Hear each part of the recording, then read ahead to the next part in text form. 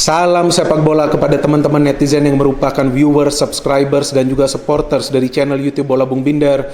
Saya membuat konten hari ini karena saya melihat perkembangan yang terjadi dari salah satu klub raksasa asal Inggris yakni Manchester United tentang salah satu pemainnya yakni Paul Pogba.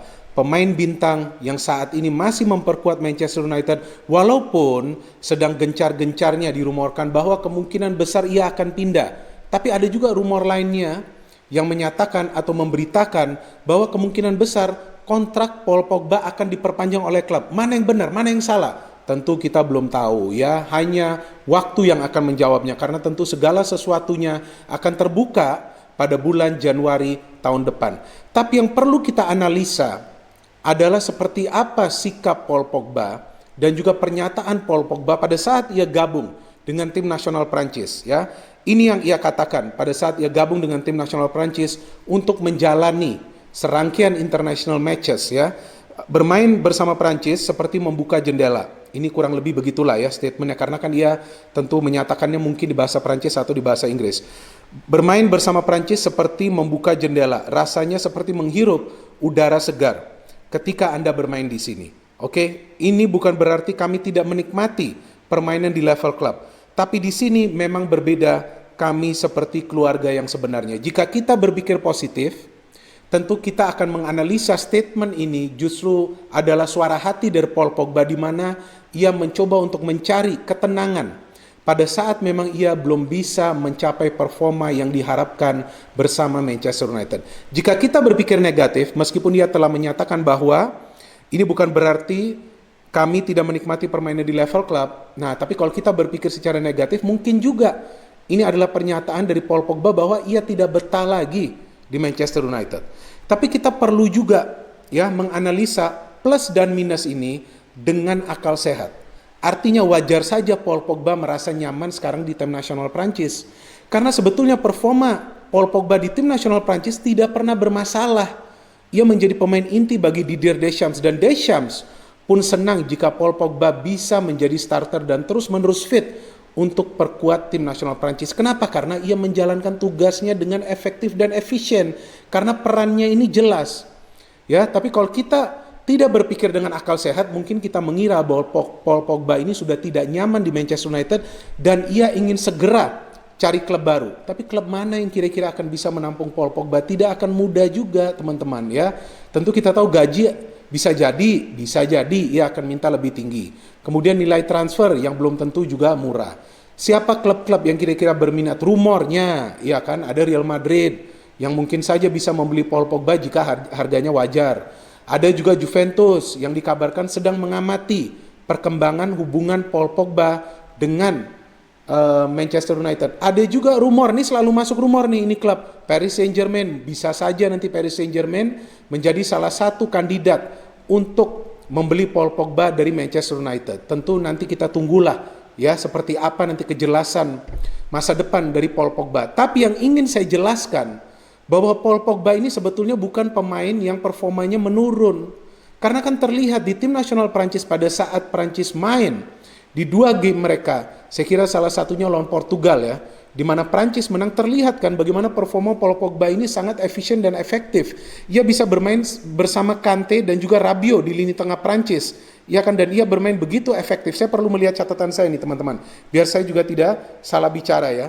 Kita lihat ia bisa bermain dengan begitu efektif dan efisien ketika lawan Portugal. Formasinya adalah 4-3-1-2 bersama Kante dan Rabiot. Mereka silih berganti membantu serangan ke depan. Tapi jelas siapa yang perlu menyerang lebih banyak, yakni Paul Pogba dan juga Rabiot. Ya, kemudian mereka lawan lagi Swedia. Oke, menang juga di game lawan Swedia. Paul Pogba juga tampil sebagai starter. Formasinya sedikit berbeda, 4-4-2. Pogba bersama Rabiot di tengah. Seperti apa peran Pogba? Sama juga. Ya, aktif juga ikut membantu serangan, silih berganti dengan Rabiot karena hanya dua pemain yang bermain di tengah, dan juga Prancis lebih banyak melakukan serangan dari dua sektor sayap. Artinya peran, tugas dan tanggung jawab dari Paul Pogba ini jelas di Prancis.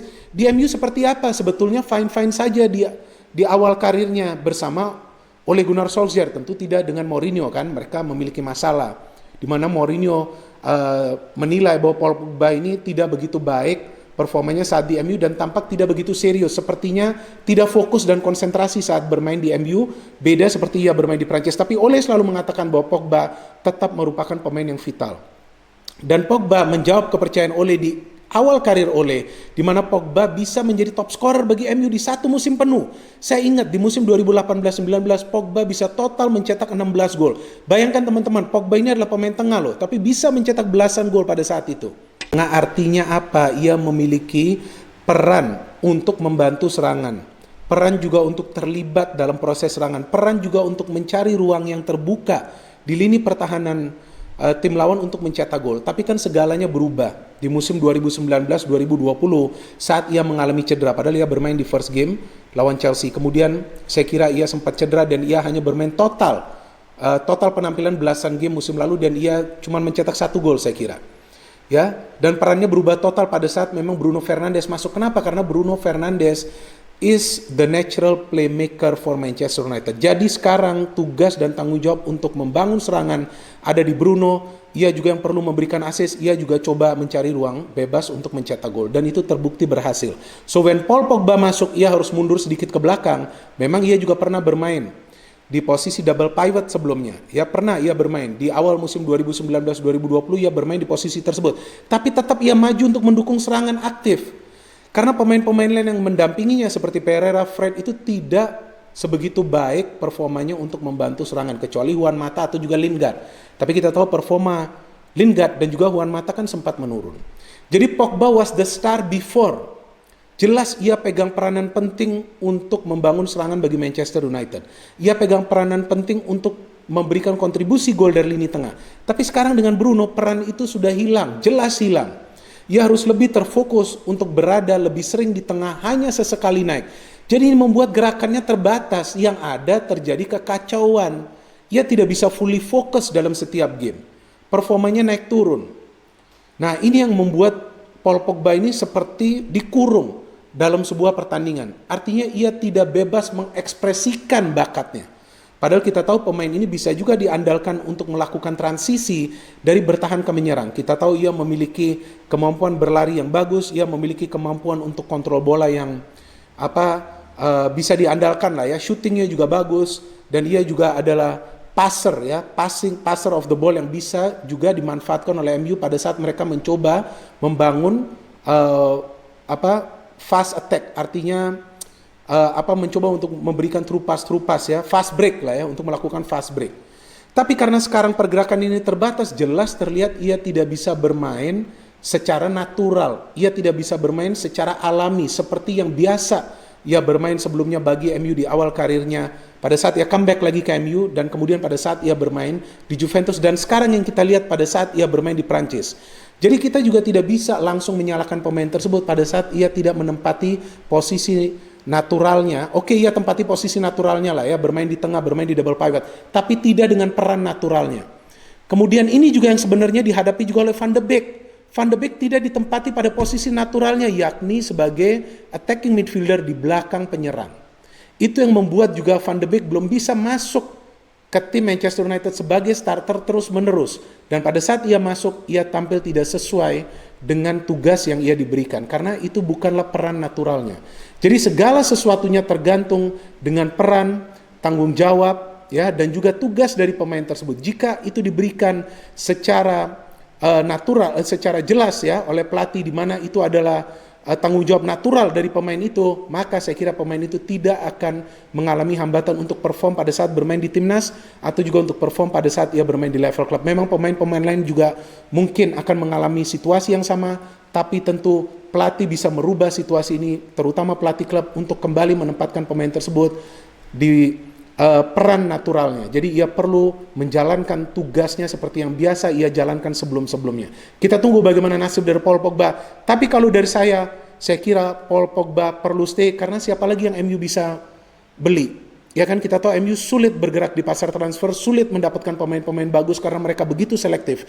Siapa yang diharapkan lagi pemain baru bagi Manchester United? Mereka akan sulit untuk bisa membeli pemain bintang lainnya untuk posisi lini tengah. Ini saya jelaskan secara tegas dan juga apa adanya, bukan untuk hanya mencari sensasi di channel ini. Tapi coba teman-teman, tentu yang fans MU juga akan frustrasi sebelumnya bagaimana MU tidak bisa mendapatkan pemain baru di bursa transfer, sulit banget.